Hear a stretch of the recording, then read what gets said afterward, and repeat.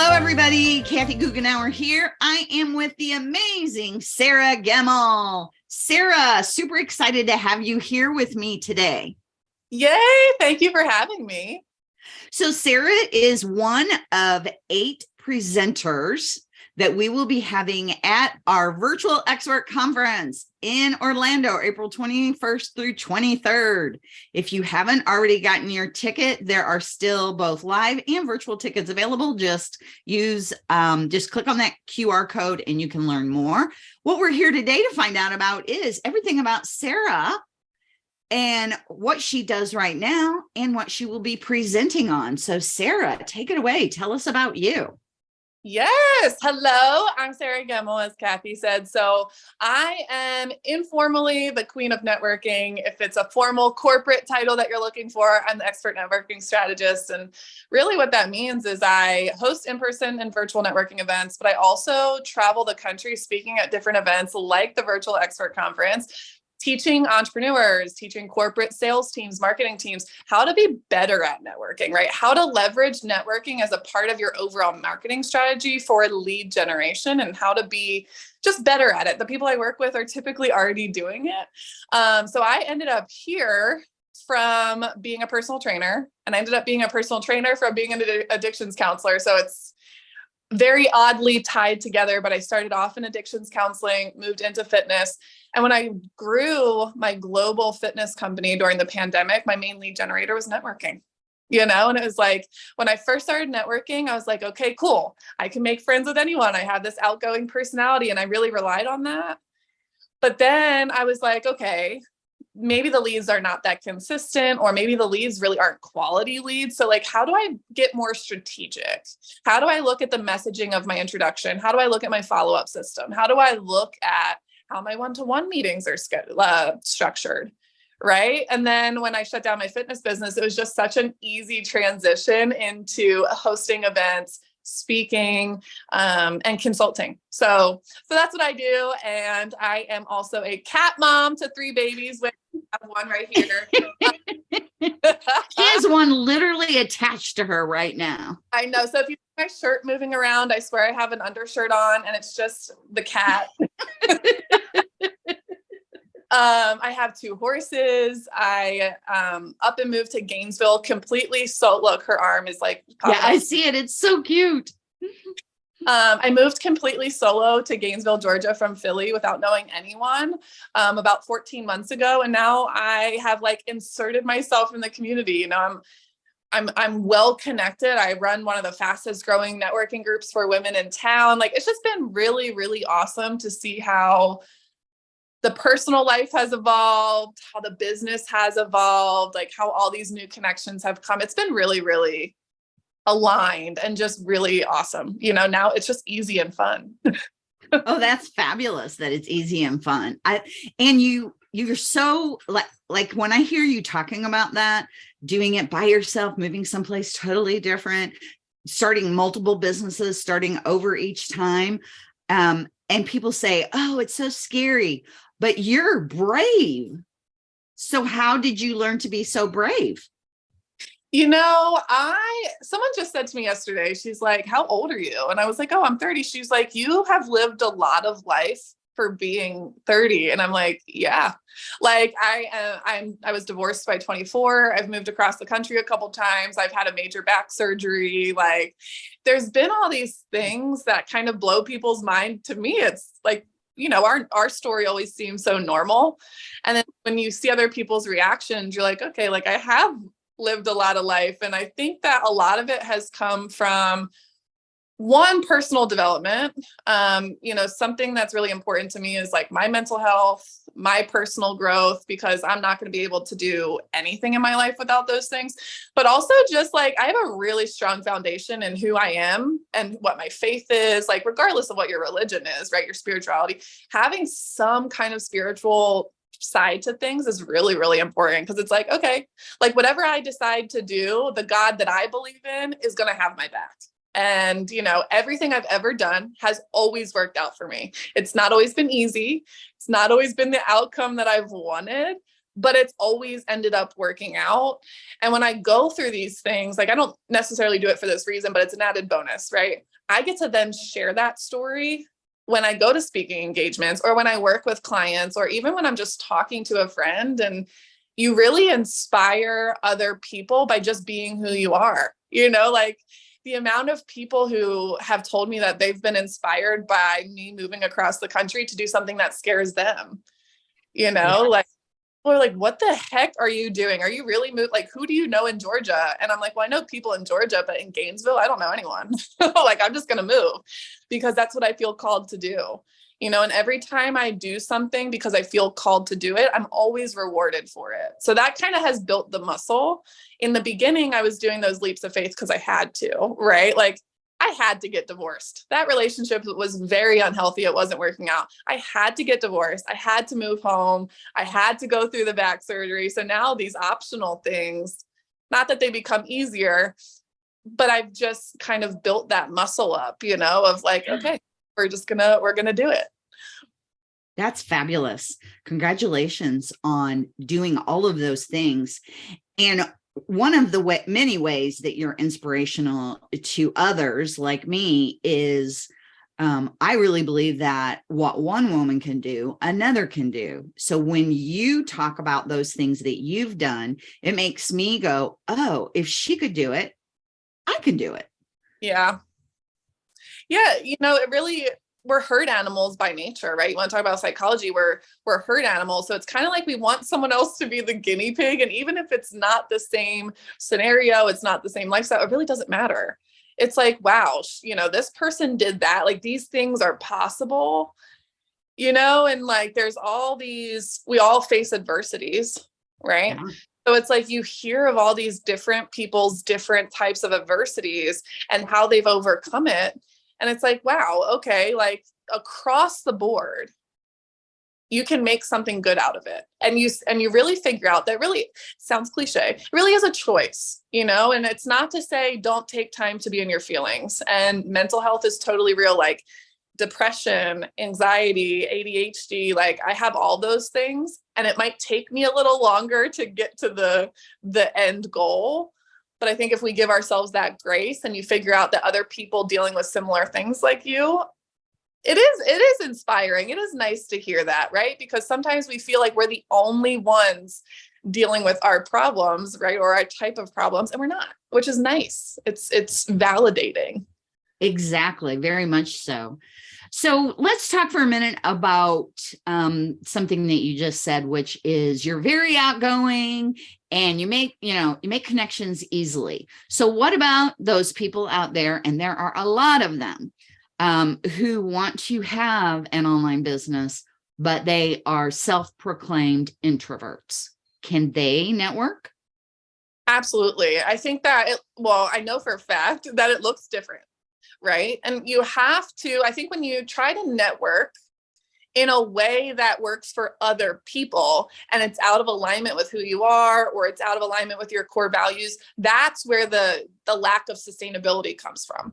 Right. So when I teach people strategic networking, it's like, well, let's look at who you are. Let's look at what your core values are as a person. Right. And it's so easy when you have an online business, it's very easy and it's very comfortable to sit at home in your at-home office and you get on social media to try and network, and you do the virtual networking groups, or maybe you venture out of your house and you sit at the coffee shop, but it's still that comfort zone of being online. And being online is great. It's wonderful, right? But having that in-person component is so important. There's just a whole different vibe and energy behind those connections, and they just happen much quicker because people get to see who you are much quicker, and you're automatically going to stand out to them, where on Instagram or Facebook or whatever, you're just another profile, and it might take you 6 months to build the relationship that you can in one meeting. Now that scares the heck out of introverts, right? Because like, well, I have to go meet all these new people. I have to introduce myself. So, as long as you're strategic in how you network, you can really not totally mitigate, but you can decrease that anxiety, and you can put yourself into those spaces where, yeah, it's going to be a little uncomfortable because growth comes from uncomfortability, right? But it's not going to be so uncomfortable that you're like in a panic attack. If you're going into panic attacks over networking, then that's not the right space for you, or you just need to evaluate how you're approaching it, right? So I'm actually an ambivert, fun fact. On the Myers-Briggs, I am like 49-51 for extrovert, introvert. Oh, wow. Yes. So I'm very outgoing. I can start a conversation with anyone. I'm typically a very big energy in the room, right? I typically take a leader position in a group. But when I go home, I need that alone time. I need complete silence. I need to not talk to anyone for like a day or two to like decompress. So if you are more of the shy introvert, like maybe because you can be an outgoing introvert, right? If you're more of the shy introvert, it's okay to not go into the room and own the room. That's not your role, and that's okay. So I think that just kind of looking at strategy, looking at a safe level of uncomfortability, right, allows you to get the benefits of networking in a way that aligns with being a shy introvert. I love that so much. So you've mentioned networking strategy. What is the importance of networking strategically? The biggest difference, right, between networking and networking strategically is going to be the consistent flow of quality referrals, the auditing, the tracking, the improvement. So networking, you do all the time, right? Like you can be networking when you just meet someone, you mentioned that you have a business, or you just are making friends with someone. Like every conversation you have is technically networking, right? And you can go in and you can introduce yourself and you can have the coffee dates and you can do all these things. But when you start to add the strategy into it, you look at, where am I spending my time and energy? Right? What types of groups am I going to? How am I introducing myself? What is the messaging behind the introduction, right? How am I structuring my coffee dates? What does my follow-up system look like, right? And this is just like a piece of it that we'll talk about in my workshop at the Virtual Expert Conference, but it's like the strategy behind it makes it so much more intentional, right? And when you're intentional about why you're in a space, what you want to get out of it, but also part of your strategy needs to be like, how do you show support? Like I have a list of like ready to go ideas of how I can support people. I can share them on my Instagram. I can just go comment and like on a few things. I can introduce them to someone who has a podcast. I can have them on my Facebook Live. Like these are all really easy things that I'm ready to go to support people that are a good fit. And when you show up with that strategy and that intention, you're going to see a more consistent flow of referrals coming through, and you're going to see more referrals being closed into actual sales because you're just being more strategic. And now you're not wasting hours and hours and hours of networking without strategy, where it's very passive. Like you're waiting for those referrals to come to you. Strategy makes it more proactive, where you're going in and you are going and getting those referrals, but not in a way that's spammy or icky, because that's like the number one thing in networking, right? No one wants to be spammy. They feel like it's a meat market. They feel like it's just one big pitch party, which exists. But if you're strategic, you will not be the spammy one, and you can be more mindful of kind of keeping yourself out of spaces that don't align with you. Yeah. And you mentioned a pitch party. A lot of people worry that conferences that they attend, and many are, pitch parties. Yeah. This Virtual Expert Conference, this is our 5th annual, and we, the speakers, Sarah knows this, they aren't allowed to pitch from stage. So that reduces all that pitching. Yes, you get all the training, all the knowledge, you get the networking with the speakers and everybody else there without the pitching. So you don't need to worry about that part. So one of the things that I wanted to ask you about is the benefits that you see, since you do attend a lot of conferences, live and virtually, are the biggest benefits of attending a conference? The biggest benefits to attending a conference is, of course, like the workshops, right? So we go and like the tactical side of us is like, am I going to benefit from the speakers and the promise of the event? right? I want to learn something. I want to grow my business. But there's this unspoken, really, really powerful piece to being in in-person conferences, specifically conferences, right? Because networking events are awesome and amazing, obviously, but they're on a much smaller scale. You're looking usually at a more intimate group, and you're usually only looking at like lunch, or dinner or coffee. When you spend a whole day in workshops with like-minded people, and yeah, in this case, 3 days, 3 days. Yeah, exactly. It's like you're now in more of a mastermind mindset where, yes, you're getting the benefit of the speakers and you're getting that masculine energy side of it. But let's be real. You can get that online. You can pay for a passive course. You can get this information somewhere, do it from home.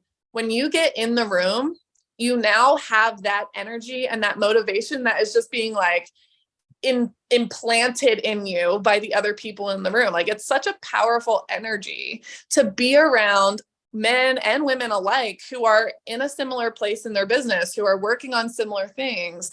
And there's just there's something special about the relationships that you build in those rooms. You know what I mean? Because people are there to network just the same as you are, and attending this event virtually is a great option. There's a lot of reasons why you might attend virtually, and I don't ever want to discount that. But if you can be in the room physically and in person, the energy is just different. Right. And it just really allows for you to build relationships of substance much quicker. And it's almost like on steroids, because you're 3 days with these people, right? And you get to spend time with them and go to cocktail hour and sit next to them and share ideas and all these things, right? And, you get to do it virtually too. It takes a little bit more work to put yourself in those conversations and to connect with people virtually. But just being in that room in a conference like this is so, so special for the pure energy of just sharing the room with like-minded people. I think a lot of people downplay the importance of that, because conferences, they require an investment, and they require travel, they require getting a hotel. But when you do that, the reward is tenfold. And then when you come to my workshop, I'll teach you how to be strategic so you can follow up with them and actually see something from it.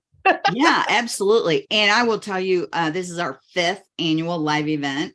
Mm-hmm. And every time the live attendees leave, not every one of them, but a good percentage of them, with new clients. And those who don't leave with a new client leave with the ability to get new clients very quickly afterwards.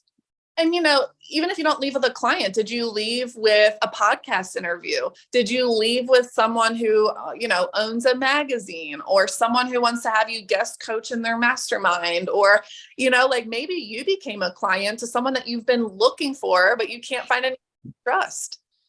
There's a lot to be said for finding mentorship, for finding clients, but also for finding these opportunities. I remember the first in-person event I went to, I don't even know how I ended up there. It was my business coach, and she said, "Hey, I'm hosting this event." I was like, "Cool, I'll buy the ticket. I have no idea what it is, but I'll be there." And I went in Tampa, and I left there with a client. I left there with like a million new friends, right? And connections that way. But I also left with a book deal, 2 podcast interviews, a TV interview, and there was something else. And I literally didn't even know what I was doing. Right? Like, I didn't know what networking strategy was at the time. I was just in the room, and I just talked to people, and I showed interest in what they did as much as I showed interest in wanting to share what I did. Yeah. Yeah. Different kinds of opportunities. It's not, paying clients are wonderful and great, and like that does happen. But how else can you benefit from being there? Because I can guarantee tenfold, if you go in with an open mind, you leave with, a bunch of different opportunities. Yeah. And I love that you said, come in with an open mind. Any other tips on how to get the most out of attending a live event or attending it virtually? Yes. So part of strategy, right, is being prepared. When you show up prepared to an event, whether it's a lunch meeting, whether it's a 3-day conference, virtual, in person, when you show up prepared, people know. When you show up unprepared, people know. And when you either one is going to either increase or decrease your brand know, like, trust factor, right? So when you show up prepared, that looks like your social media is updated, your website is updated, you have business cards. And honestly, for something like this, I highly, highly recommend doing virtual and paper business cards, because the ultimate level of preparedness is being able to do either one, depending on what the other person prefers. Oh, I love that. Yeah, like if I show up, this happened this morning, everyone had paper business cards. One person had a virtual business card. Is it the end of the world? No, but we all wanted paper business cards, right? That's what we wanted. That's how we receive information. That's how we follow up with people. So it's not about you, right? It's about what is the easiest, least barrier to entry when it comes to this person contacting me. So like business cards, social media, website, also just like getting your head right? Like, why am I going into this event? What do I want to get out of this event? Right? What are my intentions? And really getting your mind into, yes, I'm here to get something, but I'm also here to support. I'm also here to show up and give, right? Because otherwise you're going to show up with commission breath and you're going to be the spammy one in the room, right? So, oh my gosh, I love that commission breath. That is hilarious. yeah, like when you are just like, well, I need a client, and that's my intention, commission breath. Yeah. So you set those intentions, you make sure that your tech stuff is up to date, right? Making sure that if people do want to buy from you or they do want to connect with you, that they're able to do so, right? Like figure that out. But I would also, not a lot of people think about this, calendar availability. Figure out your calendar availability before you get there so that you can schedule coffee dates like on the spot. The biggest thing is like get in the room, right? If you can be there in person, highly, highly, highly recommend being there in person. But if for some reason, for scheduling or traveling or health reasons, you do virtual, don't discount that. You know what I mean? Like there's still a lot of value virtually as long as you put in the work to put yourself in those conversations. If you just come on Zoom, you listen to the workshops, you don't interact, your camera's off, you don't talk to people, and then you leave, you're not going to get anything out of it. Same thing with in person. You can go hide in your hotel room, come to the workshops and go back to hiding in your hotel room, right? But put yourself out there and really think about whether you're virtual or in person, how would my highest self show up to this event? Right? Even if it's uncomfortable, I'm going to meet at least one new person, right? Or I'm not going to sit next to someone who I already know because that's safe. I'm going to go sit next to someone who I don't know, right? And I am going to put myself out there to go to the cocktail hour because even though it's energetically draining and I need a break from people, you'll get a break from people when you go home. You know, like this is your opportunity to just go all out and to really soak in every part of the conference. So even when you're tired, go at least for a half an hour to the cocktail hour, you know, go sit next to one new person for just 5 minutes, you know, and the rewards are just tenfold. 100% agree with you. And we do have cocktail hours every evening and they're only an hour and a half long. You don't have to worry about, whether or not somebody's going to talk with you, because at our events, even if you're the quiet one, there are going to be other people to you. So you don't have to ever worry about that. Absolutely. I think that, and that's the special thing about a space like this is, you know, that people are going to be friendly and like-minded because guess what? They're feeling the same way that you are. Like they're feeling nervous. They're feeling anxious. There's going to be other people that don't know anyone. There's going to be other people that maybe, you know, they only know 1 or 2 people. Like we're all kind of in the same boat, you know? And when you come in person, find me, you know, come say hey to me. Like I will literally talk to anyone. It's my superpower. So like, just come say hey. And I'll introduce you to someone, you know, like I'll totally put myself out there as that resource. Me too. I will be at every cocktail event. I will be mingling constantly. Yes. I will meet everyone and have private time with everyone there. So yeah, including you, Sarah. I'm super excited to meet you in person. I know. I'm so excited. Well, thank you so much for being here today. I really appreciate it. Everybody, if you haven't already, sign up for the Virtual Expert Conference. so that you can meet and learn from our amazing Sarah Gemmell.